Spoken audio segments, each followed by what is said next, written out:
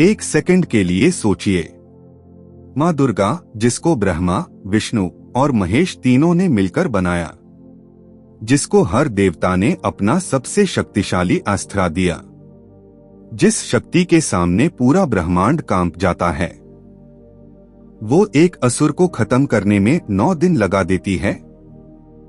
क्या महिषासुर इतना पावरफुल था, या फिर माँ दुर्गा जानबूझकर उसे 9 दिन तक जिंदा रखना चाहती थी? आज का ये वीडियो आपकी नवरात्रि के बारे में पूरी सोच बदल देगा, क्योंकि ये कहानी सिर्फ एक युद्ध की नहीं है। ये कहानी आपके अंदर चल रहे एक युद्ध की है। महिषासुर एक असुर था, लेकिन कोई साधारण असुर नहीं। वो रंभा का पुत्र था, असुर राजा का, और उसकी जन्म कथा ही अजीब है। उसकी माता एक महिषी थी, एक जल भैंस। इसलिए उसमें ये शक्ति थी कि वो अपना रूप बदल सकता था, कभी भैंस, कभी शेर, कभी हाथी, कभी इंसान। उसने हजारों सालों तक तपस्या की। इतनी कठोर तपस्या की ब्रह्मा देव को प्रकट होना पड़ा, और महिषासुर ने मांगा, मुझे ऐसा वरदान दो कि कोई देव या मनुष्य मुझे मार ना सके। अब ध्यान दीजिए, उसने कहा देव या मनुष्य। उसने कभी सोचा ही नहीं कि कोई स्त्री उससे लड़ सकती है। ये उसका सबसे बड़ा अंधकार था। ये उसकी सबसे बड़ी भूल थी। और ब्रह्मा ने मुस्कुराते हुए वरदान दे दिया। वरदान मिलते ही महिषासुर ने तीनों लोकों पर आक्रमण कर दिया, पृथ्वी लोक, पाताल लोक और फिर स्वर्ग लोक। इंद्र हार गए, वरुण हार गए, अग्नि, वायु, सूर्य सब हार गए। देवता भागकर ब्रह्मा, विष्णु और शिव के पास पहुंचे। और तब जो हुआ वो इस ब्रह्मांड की सबसे अद्भुत घटना थी। मार्कंडे पुराण में लिखा है, जब विष्णु और शिव ने महिषासुर के अत्याचार सुने तो उनके चेहरे आग से भर गए।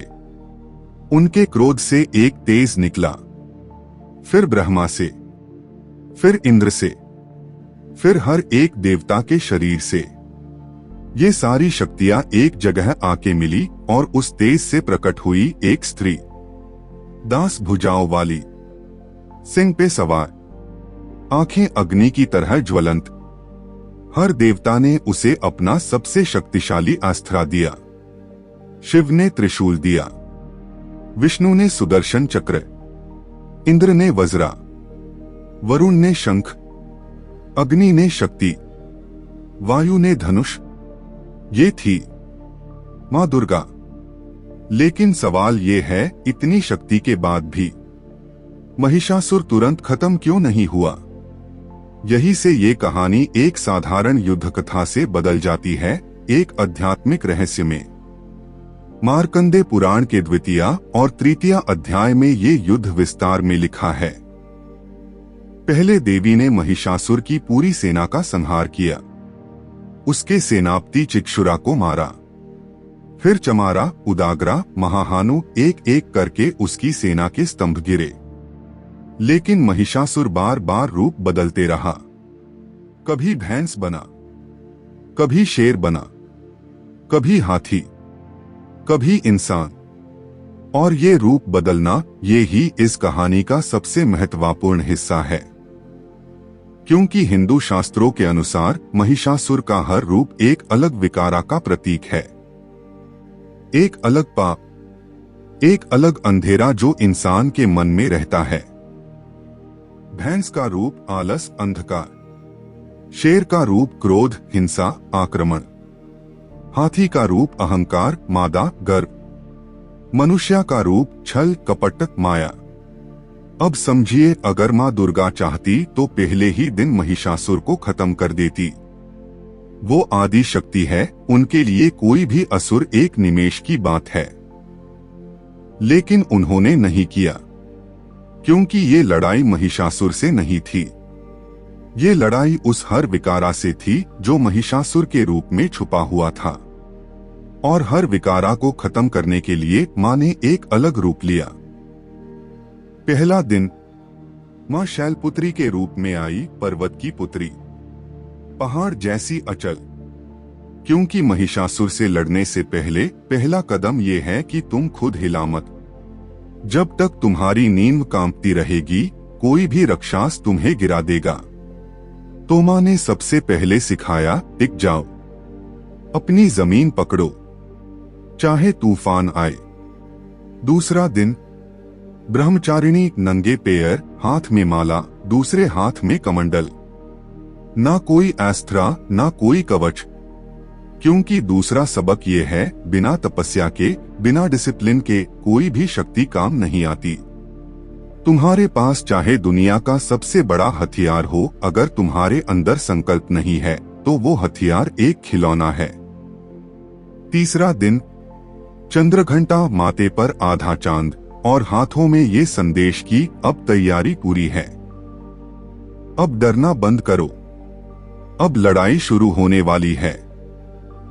चंद्रघंटा वो पाल है जब आप अपने अंदर की हैचकी को रोको और रणभूमि में पहला कदम रखो। चौथा दिन, कुष्मांडा वो शक्ति जिसने अपनी मुस्कान से ब्रह्मांड रचा। जब अंधेरा था, कुछ नहीं था, तब माँ ने हंसता हुआ इस सृष्टि को जन्म दिया। मतलब तुम्हारी सबसे बड़ी ताकत तुम्हारा दुख नहीं है, तुम्हारी ताकत है कि तुम अंधेरे में भी मुस्कुरा सकते हो। ये वो ऊर्जा है जो महिषासुर के पास कभी नहीं थी। पांचवा दिन, स्कंदमाता गॉड में कार्तिकेय को लिए सिंह पर बैठी है। रणभूमि के बीचों बीच एक माँ अपने बच्चे को गले लगाए हैं। क्योंकि पांचवा सबक ये है कि शक्ति सिर्फ क्रोध से नहीं आती। छठा दिन, कात्यायनी और अब सीधा वार। ये वो दिन है जब माँ सीधे महिषासुर के सामने आई, त्रिशूल हाथ में, आंखें ज्वलंत, और बोली कि अब तेरे छलने का वक्त खत्म हुआ, अब न्याय होगा। कात्यायनी वो रूप है जो कहता है, कभी कभी जिंदगी में बातचीत बंद करनी पड़ती है और खड़े ही होना पड़ता है। सातवां दिन, कालरात्रि और ये माँ का सबसे डरने वाला रूप है। पूरी तरह काला, बाल खुले, सांसें आग। दुनिया कहती है माँ तो सुंदर है, प्यारी है। हाँ है, लेकिन जब तुम्हारा सबसे गहरा, सबसे पुराना डर सामने आए, तब सुंदर रूप काम नहीं आता। तब चाहिए वो शक्ति जो अंधेरे में घुस के, अंधेरे की आंख में आंख डाल के उससे खत्म करे। कालरात्रि वो रात है जिसके बाद सुबह पक्की है।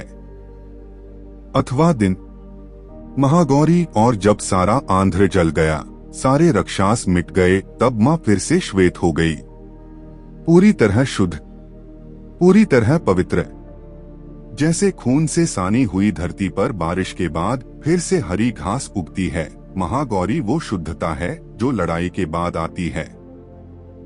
ये कहती है कि चाहे तुमने कितना भी अंधेरा देखा हो, तुम फिर से नए हो सकते हो। नौवां दिन, सिद्धिदात्री और अब सब कुछ पूरा हुआ। सब विकारे मारे, सब रूपांतर हो चुके।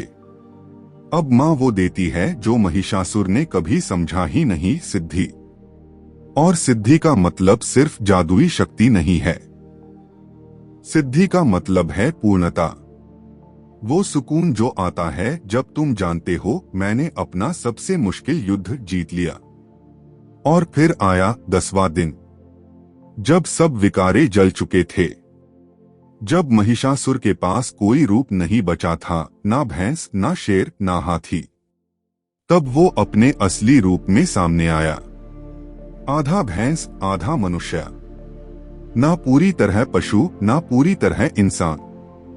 एक ऐसी शक्ल जिसे वो खुद भी समझ नहीं पाया।